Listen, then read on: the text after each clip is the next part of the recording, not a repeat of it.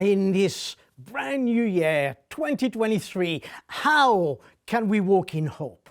For the last few days, I've been reading the Gospel of Mark chapter 5 and looking again at the story of Jairus and how Jesus raised his daughter from the dead. See, Jairus was one of the rulers of the synagogues, and he was also a loving father whose daughter was critically sick, in fact, to the point of death. When Jesus saw the situation, the first word to Jairus was, "Do not be afraid, only believe." And those simple words brought Jairus reassurance in his total despair. Instead of giving up and walking away in total hopelessness, Jairus did the unthinkable. He continued walking in hope with Jesus, despite the seriousness of the situation in which he found himself in. Is there a way that we can capture this sense of hope too in our own situation, whatever you and I may be facing at this point of time? If there is any time where people need to walk in hope, it's right now. And for us as believers, hope is not a wish, but is the expectation, in fact, I would say joyful expectation of something good is about to happen. Here are some steps that I believe Jairus took, which help him to experience his own breakthrough. Number one, realizations. You see, Jairus realized the gravity of the situation that he was facing and intentionally did something about it. The situation was desperate. His little daughter was not only very sick, but she was clearly dying. For me, it's important that we realize the seriousness of the broken world in which we are living today, but it is also very important that we take our fear and our concern, our worry to Jesus too. Number two, desperations. Jairus became desperate. I'm sure that after having tried everything humanly speaking, he then thought, then I'll go to Jesus. I think that I can understand his pain, his frustration, as every day, as I watch reports from the media, there is only one word that jumps out at me, and that word is desperations. Today, can I encourage you, if you are feeling desperate, to cry out to Jesus, who is ready to listen to you. Number three, attention. Jairus' desperation caused him to focus his attention on Jesus. You know, in the busyness of life, it is so easy to lose our focus.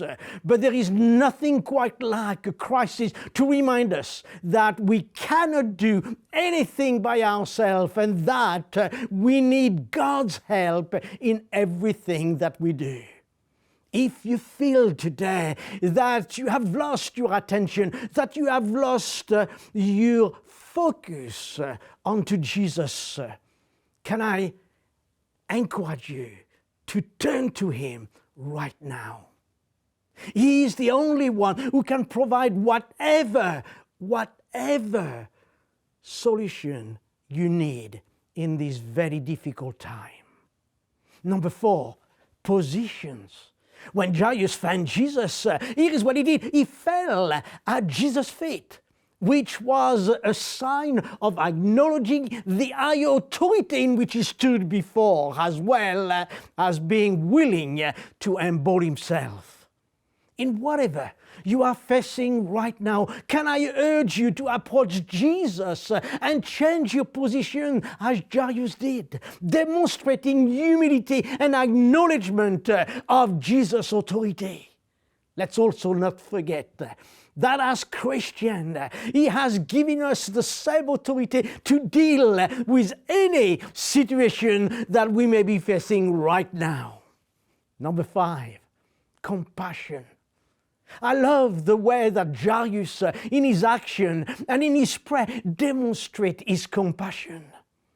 You might be wondering, what is the definition of compassion? Well, my own definition is having the awareness of the need of others, which prompt a compelling desire to meet their need.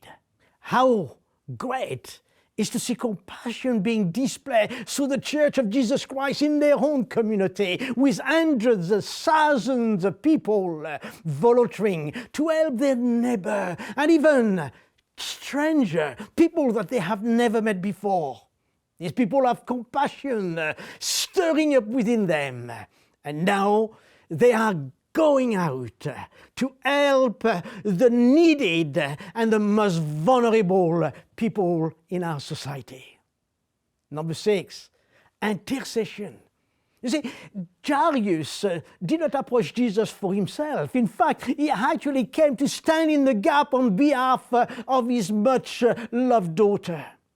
I am so impressed by many prayer initiatives emerging throughout the UK and also around the world at the moment in this challenging season that we are facing. Let's continue to stand on behalf of the so many who cannot pray for themselves and boldly believe for their salvation, for their healing, and for their deliverance. Jesus is still the same today as he was yesterday, and the words God tells us he will be today and forever. So let's accelerate our step as we realize the urgency of the need in our world today by sharpening our focus and changing our position to a position of intercession. In other words, standing in the gap for those who cannot pray for themselves, as well as demonstrating openly Christ's compassion through our love in action. And let's do that for this new year of 2023. God bless you.